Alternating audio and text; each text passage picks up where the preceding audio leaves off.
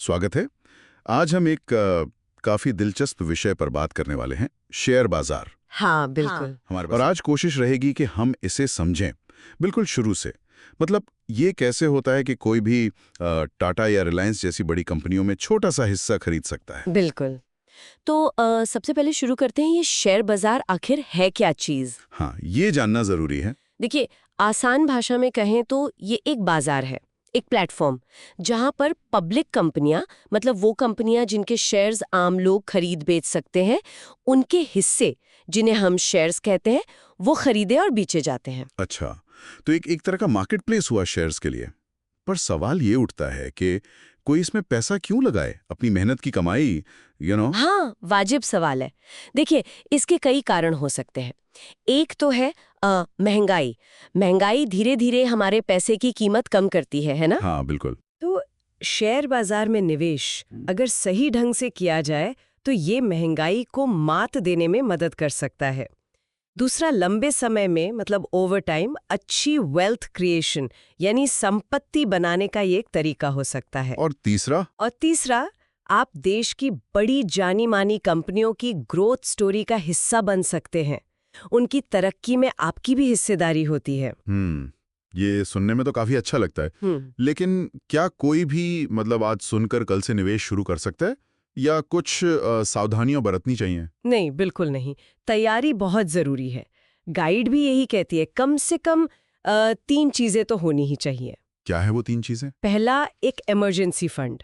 मतलब अचानक कोई जरूरत आ पड़े तो आपको अपना निवेश तोड़ना ना पड़े। कम से कम मान लीजिए 6 महीने के जरूरी खर्चों जितना पैसा अलग होना चाहिए। अच्छा, ये जरूरी है। दूसरा, आपकी इनकम, आमदनी का एक स्थिर जरिया होना चाहिए, रेगुलर इनकम। और तीसरा, थोड़ी बेसिक फाइनेंशियल समझ।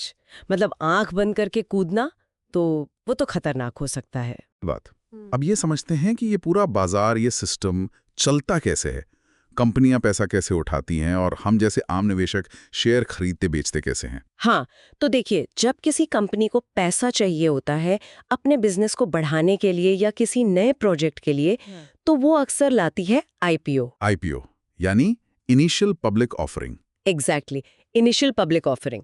ये पहली बार होता है जब कंपनी सीधे अपने शेयर्स जनता को, मतलब आम निवेशकों को बेचती है, पैसा जुटाने के लिए। इसके बाद वो शेयर बाजार में लिस्ट हो जाते हैं। अच्छा, तो आईपीओ के बाद वो शेयर सेकेंडरी मार्केट में आ जाते हैं? हाँ बिल्कुल। पर खरीदने बेचने के लिए आपको जरूरत पड़ती है एक ब्रोकर की, स्टॉक ब्रोकर। ब्रोकर्स? हाँ, इनके बारे में सुना है। ये क्या करते हैं? ये बिचौलिए का काम करते हैं आपके और स्टॉक एक्सचेंज के बीच। 2 तरह के होते हैं मोटे तौर पर। एक फुल सर्विस ब्रोकर जो आपको रिसर्च, सलाह वगैरह भी देते हैं, और दूसरे होते हैं डिस्काउंट ब्रोकर, जैसे आजकल ज़ेरोधा, अपस्टॉक्स काफ़ी पॉपुलर है। ये कम फीस पर आपको सिर्फ ट्रेडिंग का प्लेटफॉर्म देते हैं। और शेयर खरीदने के बाद रखते कहाँ हैं, जैसे पैसे बैंक में रखते हैं?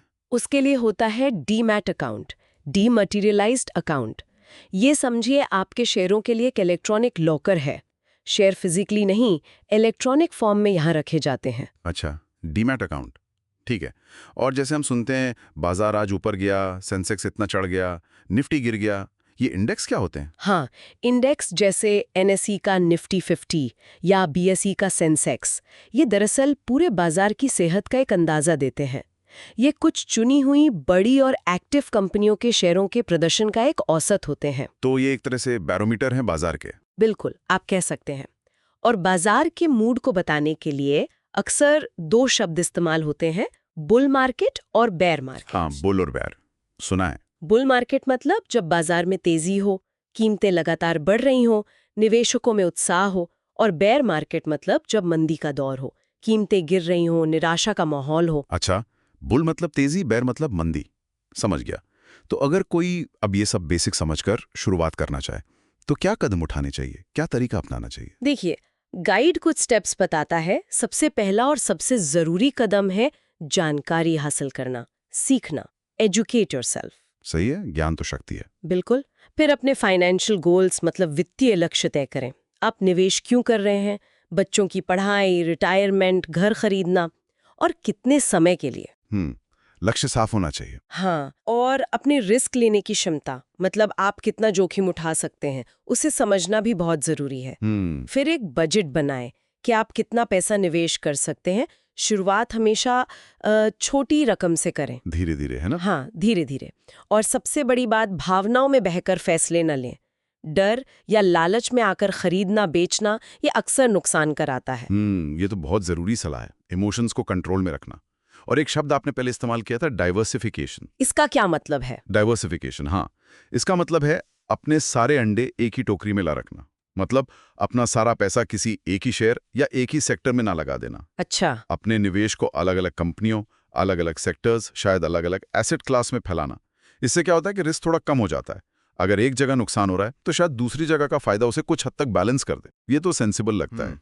अच्छा, तो कुल मिलाकर ये गाइड एक अच्छी मजबूत नींव रखती है शेयर बाजार को समझने के लिए। निश्चित रूप से ये जानकारी एक सॉलिड बेस बनाती है, लेकिन असली सफर, असली लर्निंग तो इसके बाद शुरू होती है, जब आप technical analysis, TA, fundamental analysis, FA यानी कंपनी की बुनियाद देखना, उसके फाइनेंशियल हेल्थ वगैरह। हाँ बिल्कुल, कंपनी का बिजनेस कैसा है, मैनेजमेंट कैसा है, भविष्य की क्या संभावनाएं हैं, ये सब। तो टीए, एफए, फिर रिस्क मैनेजमेंट और अपनी ट्रेडिंग साइकोलॉजी, मतलब अपनी भावनाओं पर नियंत्रण रखना, इन सब को गहराई से समझना पड़ता है। यानी निचोड़ ये है कि शुरुआत जानकारी से करें, धीरे धीरे आगे बढ़ें और सबसे जरूरी अनुशासन रखें। दिमाग से निवेश करें, जज्बात से नहीं। एकदम सही कहा आपने, अनुशासन ही कुंजी है। तो चलिए आज की बातचीत को यहीं रोकते हैं।